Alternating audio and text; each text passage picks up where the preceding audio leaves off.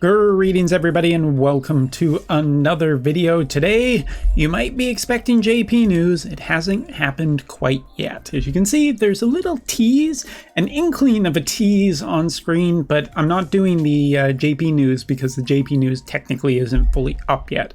We haven't seen whatever the new vision card or anything that is coming with this update, other than the fact that FF5 is having another one of these events with a new piece of equipment. And look, there's buffs for all the characters, but you're going to have to wait for that because that is not what this video is about.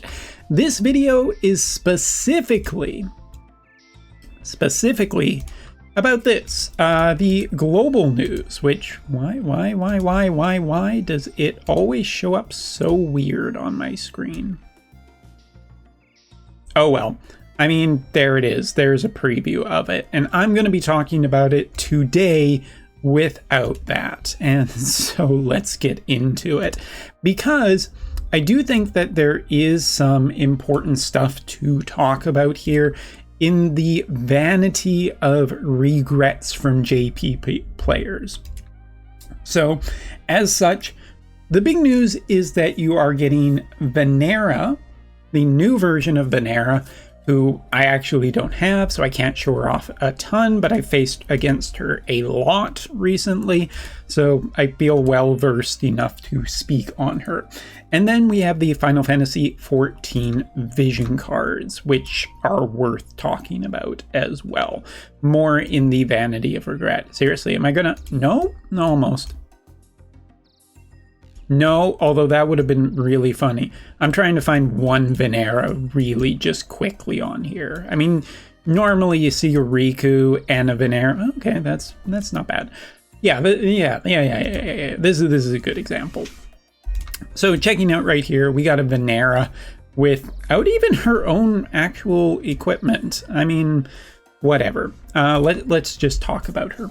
Vinera, at this point, if you are going with her, you are doubling down on the whole evasion thing. And I will say this right away, you pretty much need to get the vision card that comes out directly after Vinera. That vision card is considered to be incredibly high class and very, very important for evasion and the whole evadey thing.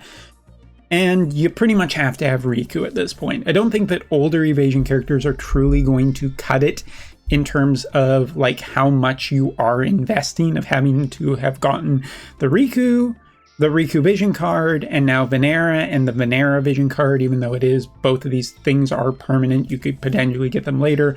Blah, off a 120 banner months later. Who knows if Evade will even be really that good by then. What I do know right now from JP side is that Vinera is featured in some pretty damn strong teams. And Vinera is essentially partnered by the looks of things with Riku and Gilgamesh. And if that sounds even more expensive than what Umbra was already talking about, you're right. It's a lot of resources to get all of this stuff together and all of it working well. There's a lot of vision cards, limited time characters, and even the supposedly trust masteries, because last I checked, the X-Death Trust Mastery was also being used, which at this point you might as well just get X-Death. It's cheaper than getting everything. Vinera is a damn fine character, but doesn't overly synergize well with the Thunder element at this point, because most of the other Thunder element isn't really doing the evade thing. You are pairing her, it's probably going to be with Kitane, which, at this point, but more likely Riku, as Riku is still considered to be a top tier character. This isn't a character that I think is really that valuable to every single player out there. I think that she is largely going to be just, if you're already in on evade, then you're probably stuck going after this one. And if you are trying to keep your costs somewhat limited, maybe just her vision card for Riku and the Earth evadey bunch for the following week, but that's essentially it. I don't think that this is a character that is for most people's account, for a very specific type of player who is looking for a very specific type of game plan, which is evade, which, as I've said, I'm not a big fan of, so I'm not going to talk that positively about it.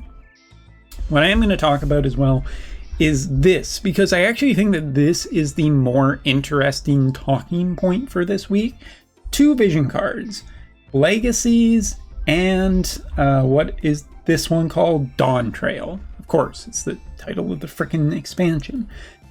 This first one, Sword, Warrior, Bow, Staff, Black Mage, and Book equipable main jobs. Magic attack up, debuff reduction rate up, Spirit piercing rate up, quest only max HP up. Magic up and unit attack resistance up for the bestowed effect. And here's the thing. This VC is one of the things that some JP players are starting to question about a little bit later now, of being like, wait a minute, should I have got this? Because X-Death is actually really good. Maybe I should have actually invested in this vision card. Something that I've been thinking about regularly, but honestly, from my own X-Death build, I've been managing quite successfully so far to be really, really happy. My first day in Arena, which isn't too much of like a gloating point. If I can get over to the dual screen, this team has served me really, really well. It was 700 pointing a lot of different teams, not even really low teams, but actually mid-tier and fairly high-tier teams for the first day of the week. I feel really, really happy about that because it's success, and it's really successful. And as you can see, I'm not really sporting anything in terms of limited VCs except for maybe the Halloween one on the far left, but I've been really, really happy with this team, and I think this team is okay without vision cards. So the problem being with this is that, well, I mean, the way to look at it, this Dawn Trail VC you get the first copy of. If you really want to invest in it, you can max it out by buying like all the shards for it to get it fully maxed in the event. That's fine. Legacies, however, might be more important. And this, it's funny because Legacies, the VC that's not this one, the orange-ish one,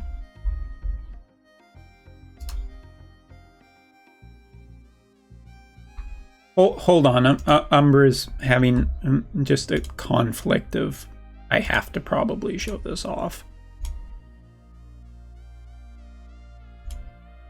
This one, Legacies, seems to be the instant I regret not getting this vision card now thing with what we now know on JP, and this is the reason why I'm making this entire video.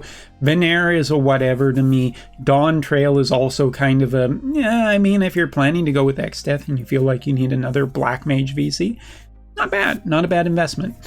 Considering that you don't have to really gotcha for it, you just need to pay for the shards. But this one, the Sword Knight, Greatsword, and Gun.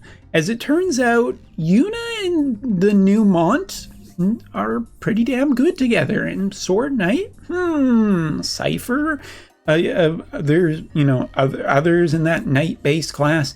This is an attack and spirit up vision card. It's really good for that.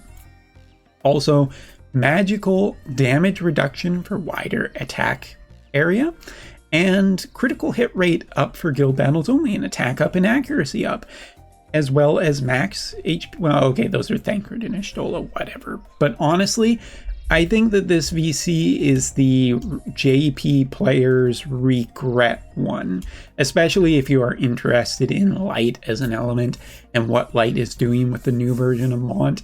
This VC is the regret VC from where I am sitting right now. And that's why I'm making this video, to say that you, dear viewer, might want to strongly consider about this limited time VC that probably won't return for a while.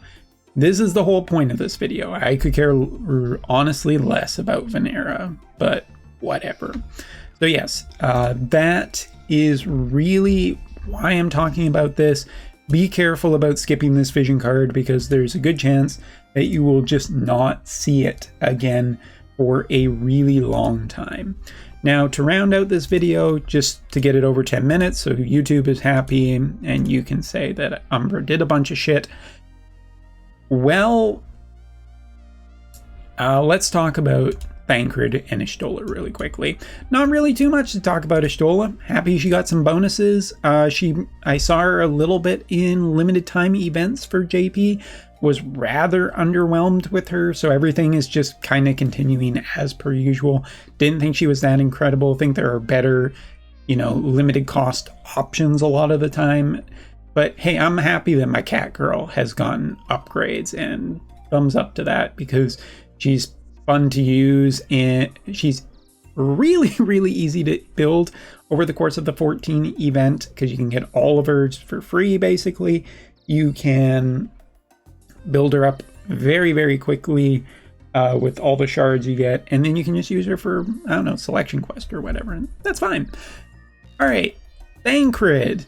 Now, Thancred I'm going to talk a little bit about, because effectively they made him into a tank and then completely and totally smashed him with a hammer about how good the new version of Mont is. Just to bring up this, which was the most recent tier list we talked about. If I was to say anything about Thancred, I would potentially put him down in the A rank. I don't think he's that bad. I think he actually did pretty good for his initial weeks. Some people have him put up in double S, but I think that the more recent version of Mont, unless you're, maybe pairing them together. What sword group is he again? I think he's in that knight group, lading more credence to the fact that I should have got that damn VC. Anyway, I do think it bumps him down. Maybe A is a little harsh. Maybe S is probably a little bit more accurate. But the facilitation of Newmont kind of hurts him a little bit. And I haven't seen too much great in the way of Thancred. I think he's solid now from a JP player's perspective, especially for free-to-players. But other than that, I don't think he's really any kind of amazing or incredible. But he is really easy to build. So as a free-to-player, that is something insanely good. Like, just from the event, I kind of just didn't do that much. Oh, I'm out of these. Maybe I should farm those. I was able to get this relatively quickly. You can get a fair, significant amount if you're willing to that heavily invest. He is a potential partner for this guy. And also Shooty McShooterson. But I'll leave that all up to you. Honestly, I think that the FF14 characters at best were just okay for essentially what they are. Thancred probably should have got more upgrades, but tell me in the comments below about how much more upgrades he should have got. JP news will probably be a little bit later, but my whole thing in this video, Legacies. Seems to be a legacy of regret from where I'm sitting. Thanks so much for watching. Take care. See you later.